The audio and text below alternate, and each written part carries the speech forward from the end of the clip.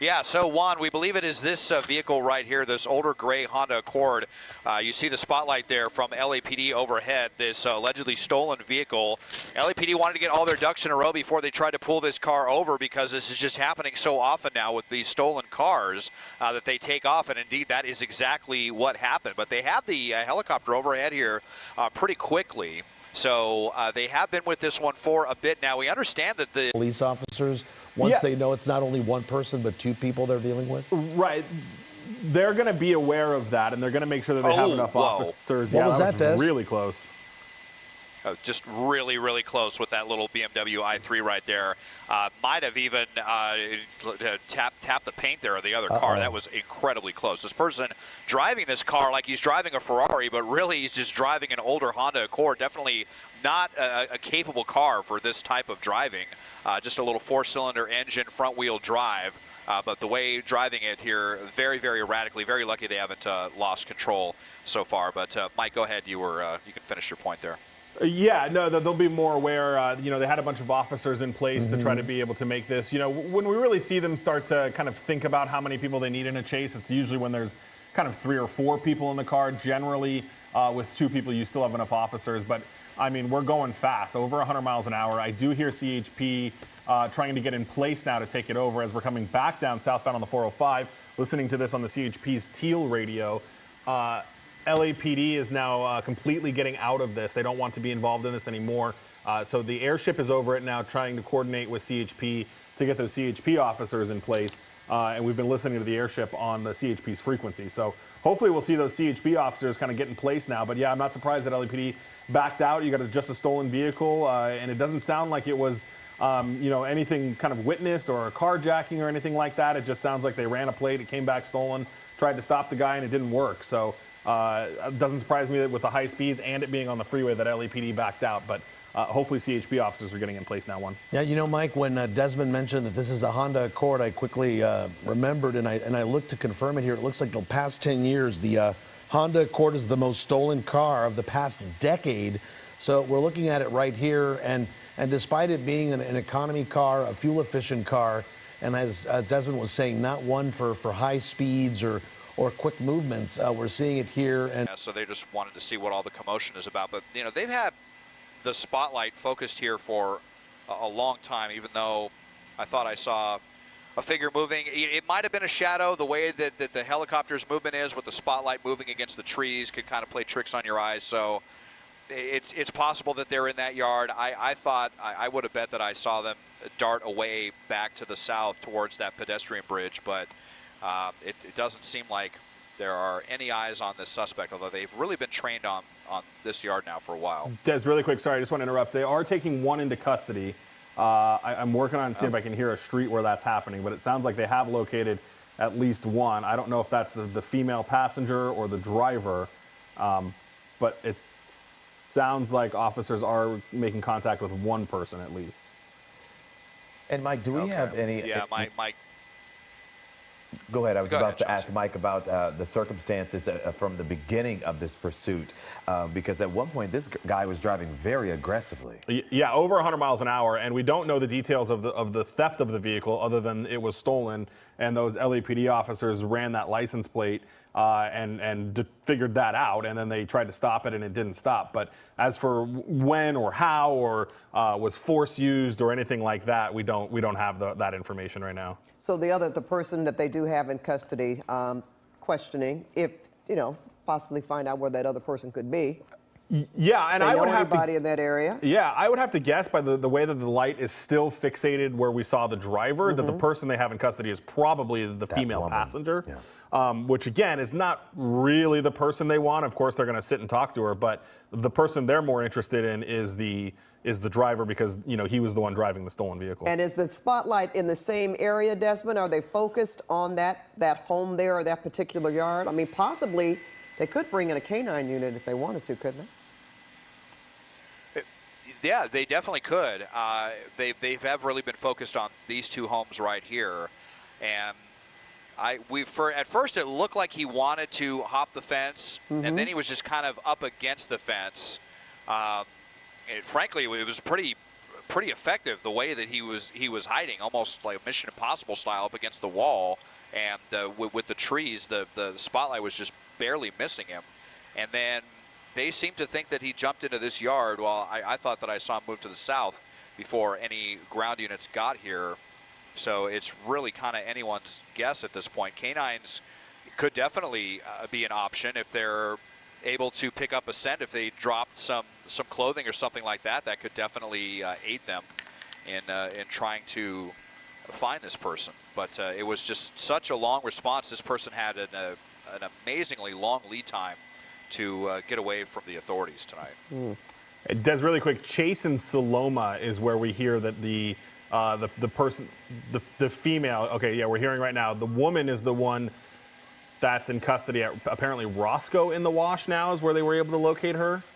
I don't know where relatively that is, so if she made it. here. Yeah. Well, that makes That sense. should There's be some right, of the units. right back in here. Yeah. So let's see if they have her. Yep, Maybe, right against the hood. Yeah, I think that is. Yep, there we go. So there's the female. And apparently she's we telling have officers her that she now. was the driver. Oh, really? I'll have to really? play that back and see yeah, if we're that's all the really case. well. Let me play this back right now. I'm skeptical of that. Maybe she's trying to be the fall guy or fall gal in this situation. But go back and check the tape. It was tough to get a look at the driver. He was definitely the driver. I just played it back. And So as soon as they driving. parked and got out of the car, he got out of the driver's seat. She Okay. got out of the passenger So seat. she doesn't want to snitch. Yeah. But Right. regardless, they have the area. You wonder if he doesn't know someone and he's not inside. Desmond, we didn't see him going in a home, right? We just saw him crouching and trying to get away that way. If he doesn't know anybody, I mean, he's possibly still in this neighborhood in a yard somewhere up against a fence, as opposed to someone saying, hey, yeah, come on in. You know what I mean? Someone hiding him actually inside. And they may have him under, infrared or something like that. And as cold as chilly as it's getting, wintertime in the San Fernando Valley, and especially considering that the suspect is running and giving off a lot of body heat, maybe they do have them underneath that spotlight with that. We haven't heard that talk yet, but they seem very content to just be right around these couple of houses right here, trying to find the guy that was wearing the white hoodie that, evaded the spotlight several times. Yeah, and you see the video right there. Before there was, Yeah, certainly the guy was driving, Mike, and it seems like it was the woman when the police spotlight got over them as they were running through that alley who kind of lifted her hands up maybe. It seems like that was the woman.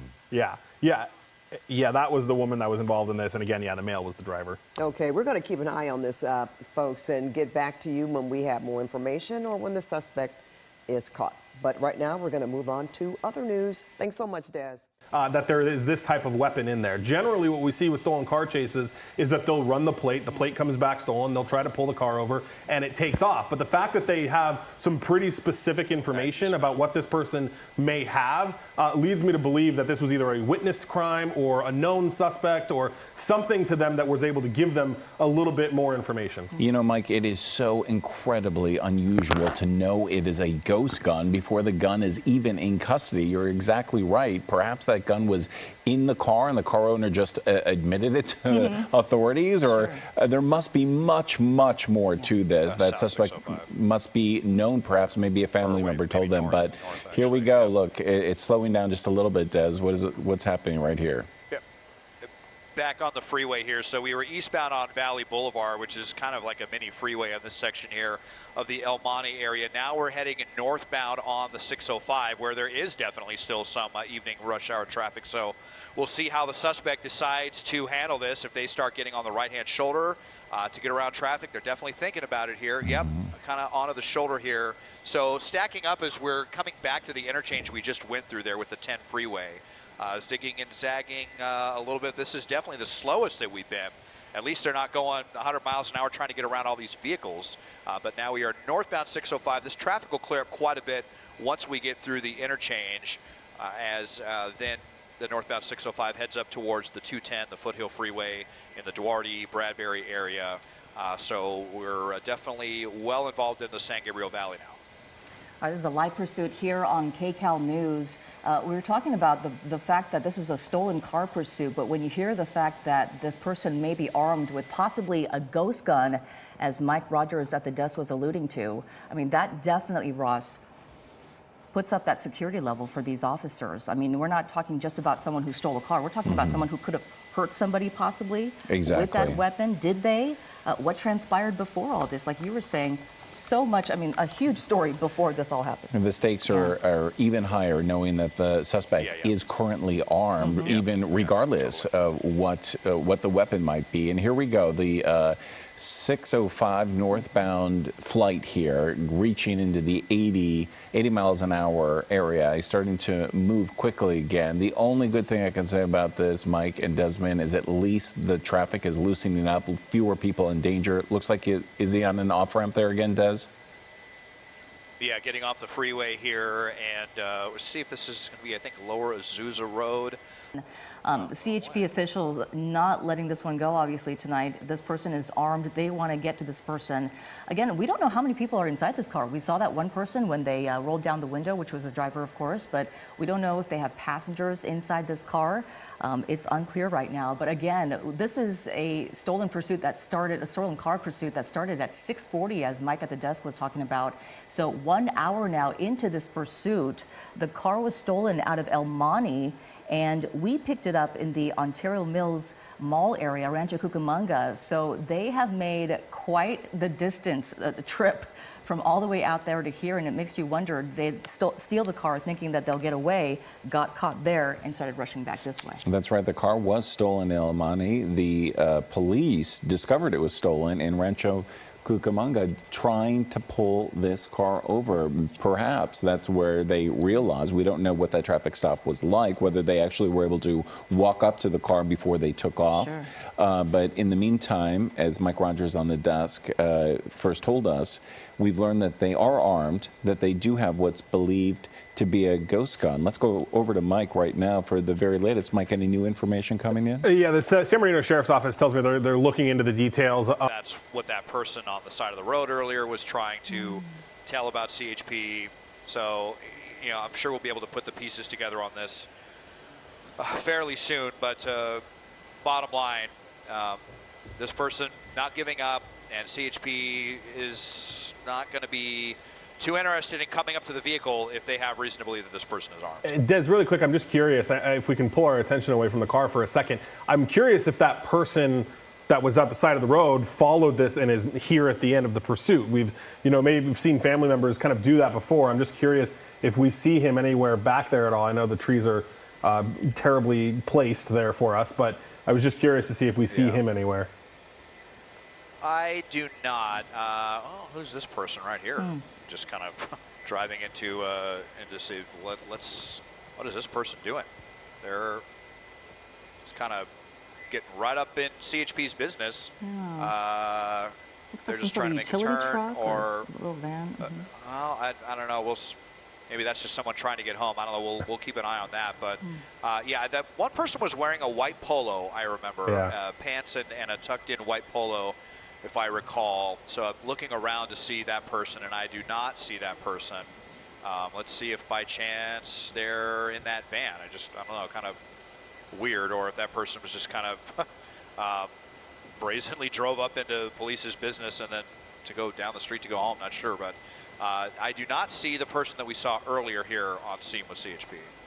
Yeah, oftentimes at the end of a pursuit with the CHP, when there isn't that heightened level of security with an armed situation happening, as we have in this case, they're going to go wait for that ballistic shield. And what they'll do is, not every unit of the CHP has a ballistic shield, but they'll wait for that to arrive.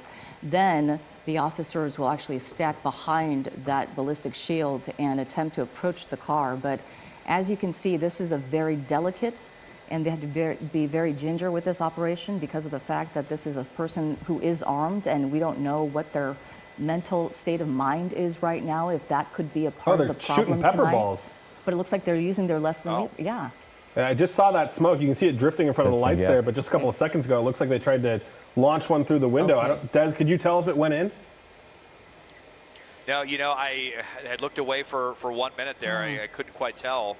But yeah, this is, another thing here where, we were talking about how CHP's kind of treads the middle of the road when it comes to tactics and aggression with these pursuits. But they're, definitely not afraid to unleash some of the pepper balls, early. And like, okay, if the spike strip didn't get your attention, is this going to get your attention? And look at this. There we go. Right after that, now we see the door opening, and we see some hands. So maybe the suspect finally realizes that the jig is up. Why turn this into a 4-hour situation when we can get it over with right now? It's going to end one way or another with the suspect in handcuffs.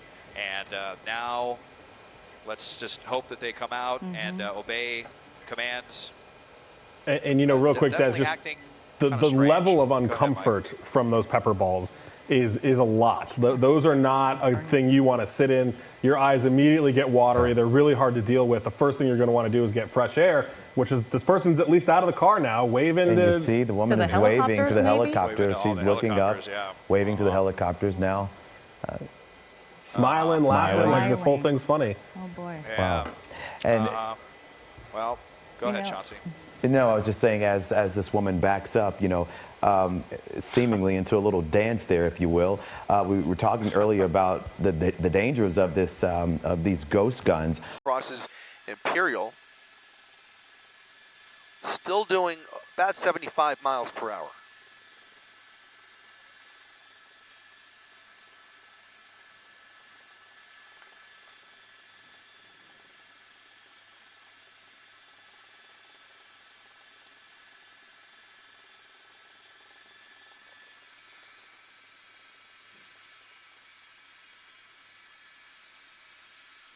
Copy that. Copy. Can they? I've got programming.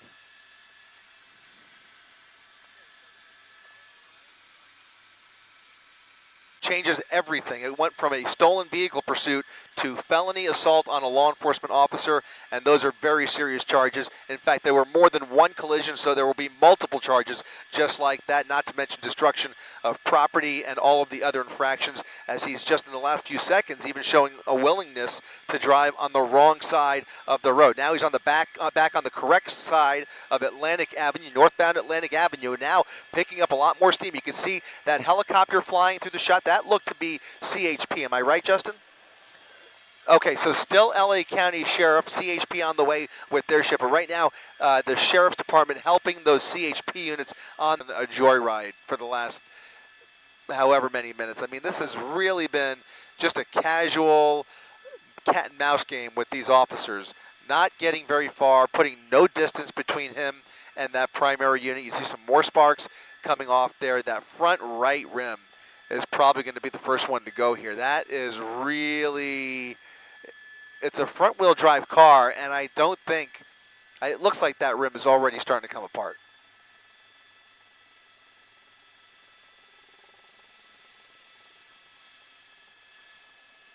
After he spun around, did a full 180, another collision with CHP, he's going to thread the needle right through those officers in the back there, and away he goes. Another pit attempt there to no...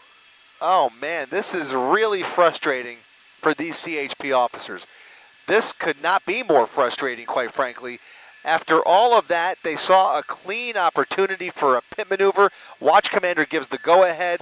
It looked like a good one, and then he pushes the pedal to the metal, floors it. Not really fast, but certainly made contact with the front end of that one CHP unit.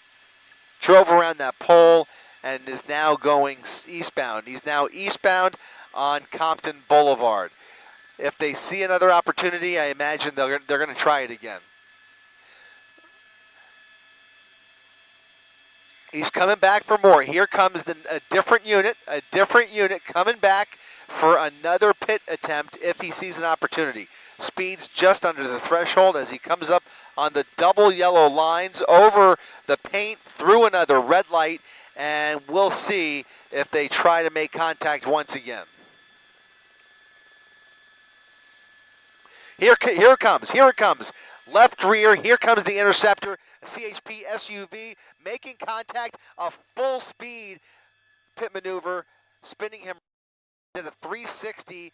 Not enough to disable the vehicle. He continues to go. He's rolling along here, trying to gas the pedal there, but he's not going anywhere fast, but he is certainly continuing here. He is now northbound on Alameda Street. Northbound Alameda, more sparks flying from the front right rim after two great pits. Here comes a third pit attempt. This one's going to do it. This one's going to do it, a full 360. The car still goes. It's continuing. This Kia is refusing to give up on this guy. 3 pit maneuvers in a row. The last 2, a full 360, and he continues this joyride through the streets of Compton. Here comes pit maneuver number 4 along the right rear. SUV making contact. The bumper goes flying. There's the rear bumper, and now they're going to try and box him in. A possible opportunity to box him in, but no, he's still able to run. Gassing it again. He's doing about 5 miles per hour with whatever is left in this car. 5, maybe 10 miles per hour, coming to a slow crawl, and that is probably it. But man, this Kia is relentless. Here comes another possible pit. That would be attempt number 6 in this pursuit. And let's see. He's going to need to pick up a little bit more speed for an effective pit, but he might have the opportunity here. If he goes much above 10 or 15 miles per hour, I would expect to see that Interceptor pull right up behind that left rear corner once again.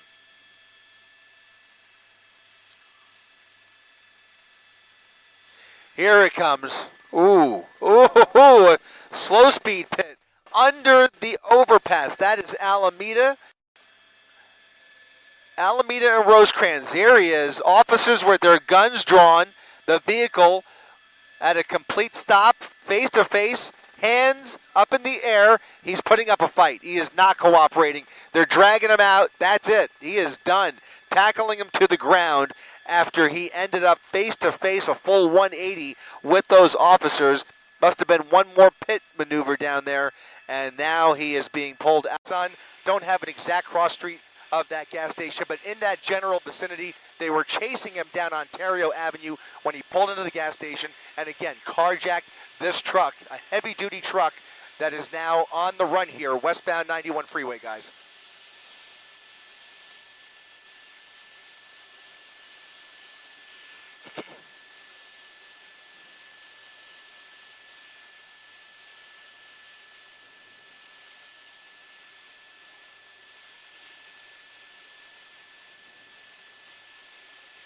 Heavily tinted windows. You really can't see what's inside, and we have no idea whether there were other passengers inside, potentially even a child or a baby. See, you have no idea. We hear about these stories so often where somebody carjacks a vehicle with innocent people inside the car.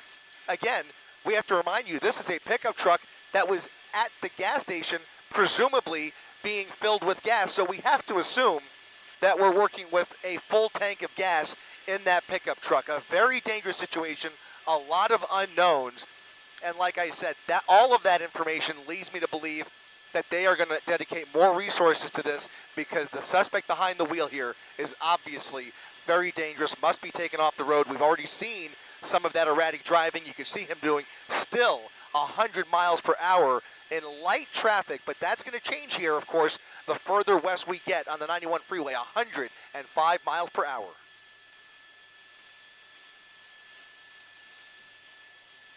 You're right. You're right. He's already coming up on Anaheim Hills, covering a lot of real estate in a short amount of time here, even using the shoulder to get around whatever traffic is in his way here. Again, he is on a 2-lane express side of the 91 freeway, the number 1 and 2 straddling that single dotted white line there at, I mean, this is incredible. That is an accurate speed. We're pushed all the way in here. He is doing about a buck to maybe even 110 miles per hour here. So really dangerous speeds. Can't score that enough. Just a dangerous situation here. But at these speeds, we say this all the time, you would much rather see it on the freeway than some of the, or what is going on inside that pickup truck. Please just keep going. Please just keep going. He's stopping. He's stopping. He's trying to maybe communicate with that white SUV. Look at this. There are a bunch of units now. There they are. They've caught up now. A whole different story as they're going to, okay. So the first question I have, and Rob will help me out with this when he can, I want to, and with the help of our assignment desk, I want to get a better idea of what other agencies are involved here, because like I said earlier, there are going to be numerous agencies, as there likely were right there just at that intersection alone. A whole bunch of different agencies certainly were in Cerritos' jurisdiction. So Cerritos PD, that was actually Corona and Anaheim still. I'm being told still Corona and Anaheim, still the primary agencies here that have managed to catch up with him here in Cerritos, now taking a turn onto, I want to say that's O'Connor Avenue. We'll confirm that here in a second. That's South Street. Made a turn onto South Street, going northbound on South Street. The good news, guys, is that there were about at least a half a dozen armed units behind him, that they will be in a position now to mitigate whatever we are about to see here. But here he is, face to face in oncoming lanes of traffic with more unsuspecting motorists, completely innocent bystanders, as he just tries to squeeze through. Those units are going to, what are the options? You have to wonder, what are the options for these units? They are ready for anything, but how do they strategize to bring this to an end any quicker than we see any other chase? Because this guy has to be taken off the road as soon as possible. We know that. That's a given at this point. Coming to another stop at South and Autry, and he keeps going. He's got a half a dozen units making the left turn with him. Look at him, very nonchalant, one hand on the wheel. What's in his left hand? You guys might have a better shot than I do with the monitor.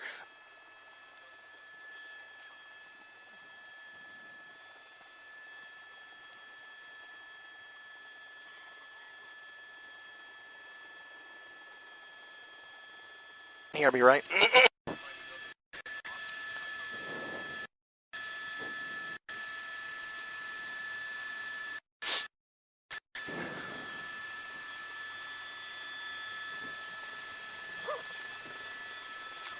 Newscopter has to come down. Take newscopter off. Newscopter has to come off until we come down.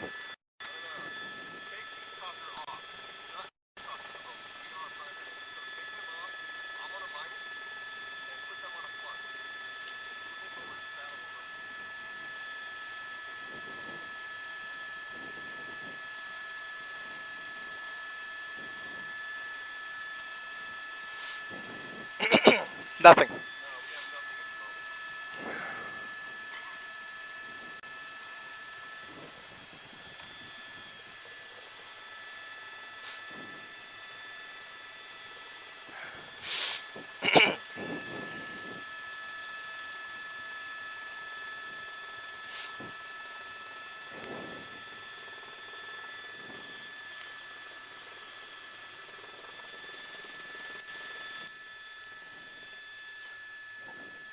Any cops behind him?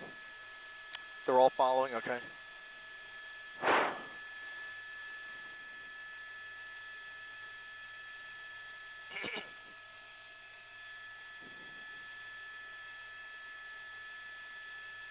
Can somebody text me a number to maybe I could try dialing in?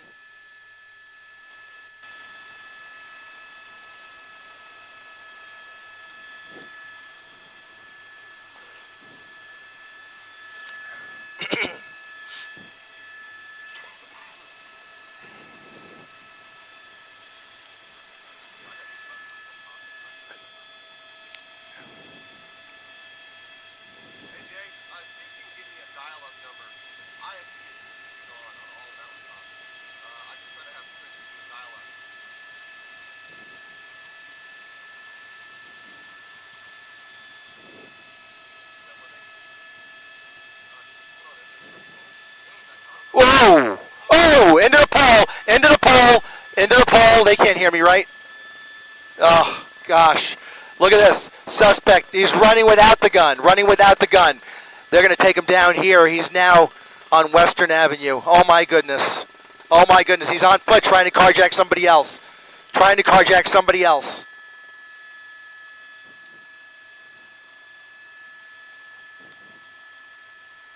Whoa. There he goes. 5 cops on him, 6 cops.